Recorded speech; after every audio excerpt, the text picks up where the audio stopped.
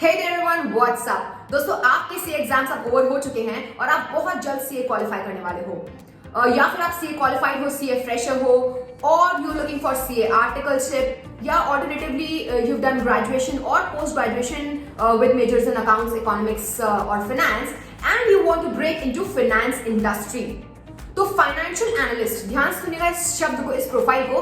Financial analyst is one of the most common entry routes, one of the most common entry routes into the world of finance. और आज की चर्चा financial analysis के बारे में होने वाली है, फाइनेंशियल एनालिस्ट के बारे में होने वाली है detail video. Now when I am saying financial analyst, बहुत सारे लोग ये सोच रहे होंगे कि कुछ हाई एंड फाइनेंस प्रोफाइल्स की बात होगी, bye side, sell side, in equity, in investment banking, equity research, MNA etcetera, या फिर बात होने वाली है बहुत सारे नंबर ऑफ एक्सपीरियंस होल्ड करने वाले लोगों के लिए।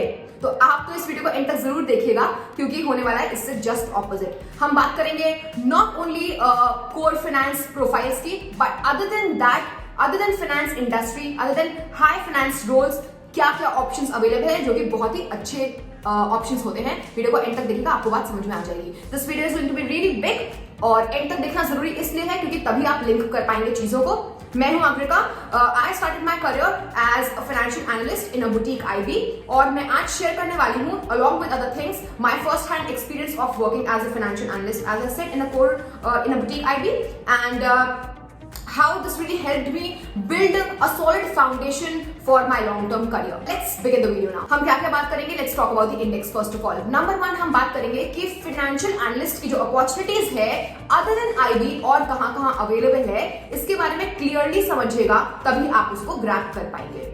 नंबर 2 में हम बात करेंगे कि ये जो नॉन हाई फाइनेंस रोल्स की मैम आप बात कर रहे हो, नॉन फाइनेंस इंडस्ट्री में जो फाइनेंशियल एनालिस्ट की आप बात कर रहे हो, क्या ये वर्थ इट है?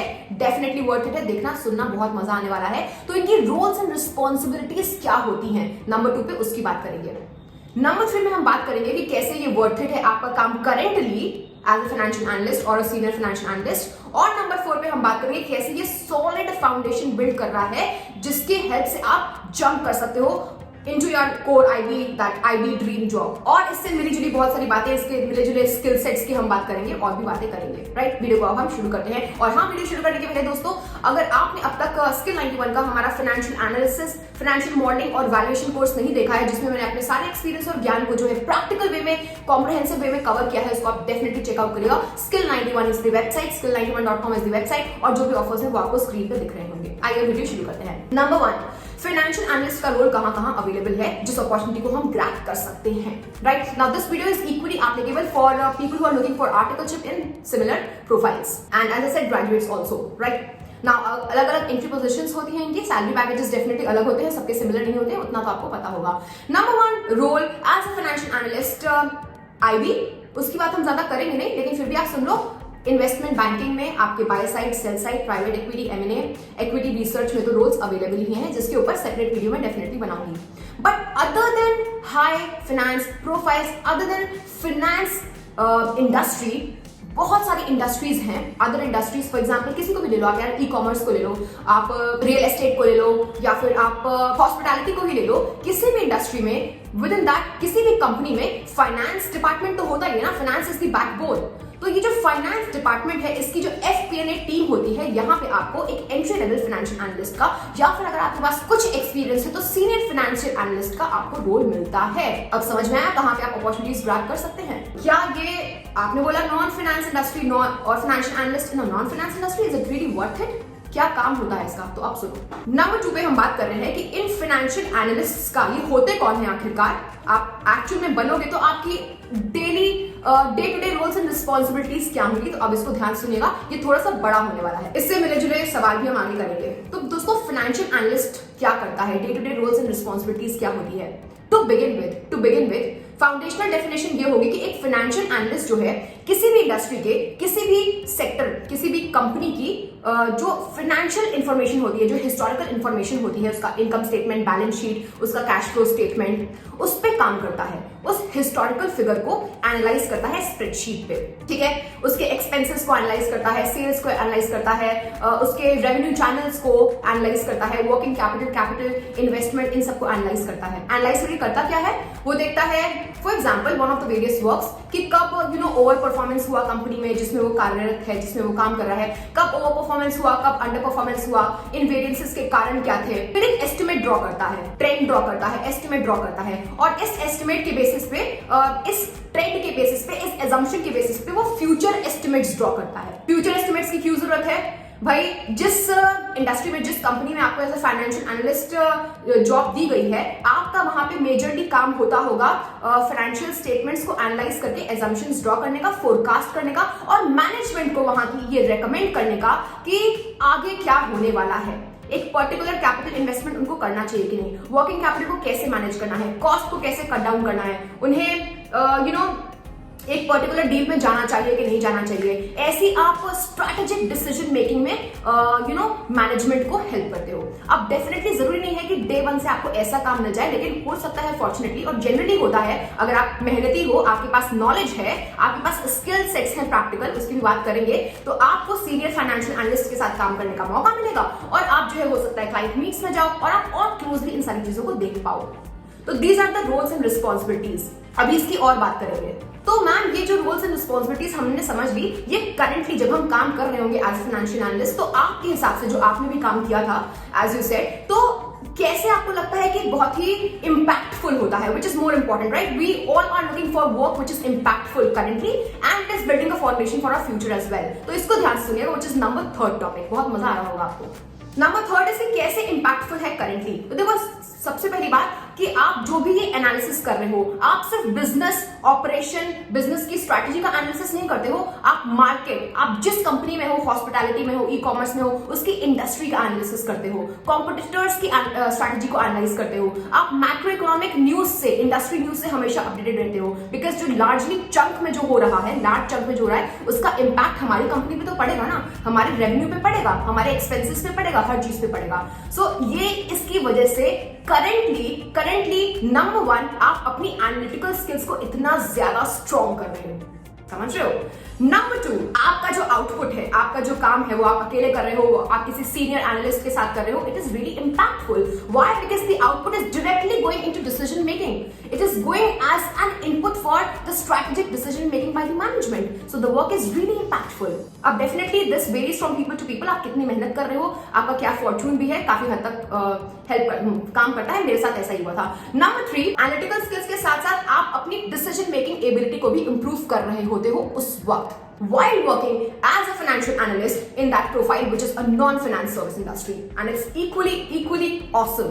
तो आप डिसीजन मेकिंग कैसे इंप्रूव कर रहे हो? आप देख रहे हो कि कैसे आपने जो भी रिसर्च किया या फिर आपकी जो टीम ने रिसर्च किया, उसका एक्चुअल में इंपैक्ट क्या हुआ, ग्रोथ पे, एक्सपेंशन पे, या फिर जिस लिए भी आप वो रिसर्च कर रहे थे, काम कर रहे थे, ट्रेंड्स को एनालाइज कर रहे थे, फोरकास्ट कर रहे थे, वो कैसे एक्चुअल में इंपैक्ट हुआ। तो आप क्लोजली जब देखते हो तो धीमे धीमे आपकी डिसीजन मेकिंग एबिलिटी भी इंप्रूव हो जाती है।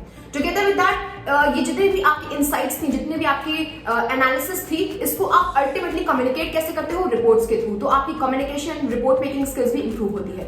सो नंबर थ्री पे जो हम बात कर रहे थे, करंटली आपका काम इंपैक्टफुल है and at the same time ये एक सॉलिड फाउंडेशन बिल्ड कर रहा है। जब आपने बिजनेस एनालिसिस में, आपने इंडस्ट्री एनालिसिस में महारत हासिल कर ली और अल्टीमेटली आप कुछ साल बाद स्विच कर सकते हो core IB, core high finance profiles के buy side, sell side, equity research के काम में, जिसमें यही होता है, और आप एक सॉलिड फाउंडेशन आज डेवलप कर रहे हो उन प्रोफाइल्स में जंप करने के लिए। So this was number fourth point कि आज तो इंपैक्टफुल है, आज तो बेहतरीन काम है, साथ ही साथ में ये आपके लॉन्ग टर्म करियर को भी सेव कर रहा है। Alright, so we understood now कि फाइनेंशियल एनालिस्ट का रोल कहाँ अवेलेबल होता है, एंड आई सेड कि जो कोर फाइनेंस प्रोफाइल्स हैं उसमें जो फाइनेंशियल एनालिस्ट का रोल है, आईबी में, buy sell side, private equity, MNA में, कैपिटल रेजिंग में, इसके ऊपर मैं अलग से वीडियो बनाऊंगी, तभी वो जस्टिफाइड होगा वीडियो। अब हम बात करते हैं कि फाइनेंशियल एनालिस्ट तो अपन को बनना है, हमको बनना है, बट फाइनेंशियल एनालिस्ट के लिए हमारे पास क्या की स्किल सेट्स होने चाहिए? तो देखो, आपके पास वैल्यूएशन के, फाइनेंस के, अकाउंट्स के, जो भी आपने सीए इंटर में, सीए फाइनल में, एसएफएम वगैरह में पढ़ा है, उससे आपकी, या फिर ग्रेजुएशन में मेजर किया होगा, तो उससे आपकी थ्योरेटिकल नॉलेज तो स्ट्रांग होती है।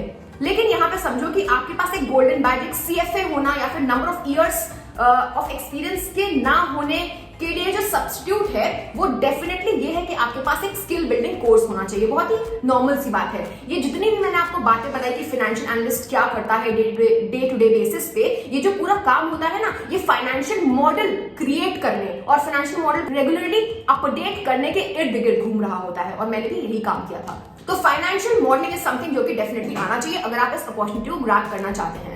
तो यहाँ पे आपको लूज करने के लिए कुछ है ही नहीं, थ्योरेटिकल नॉलेज आपके पास है ही।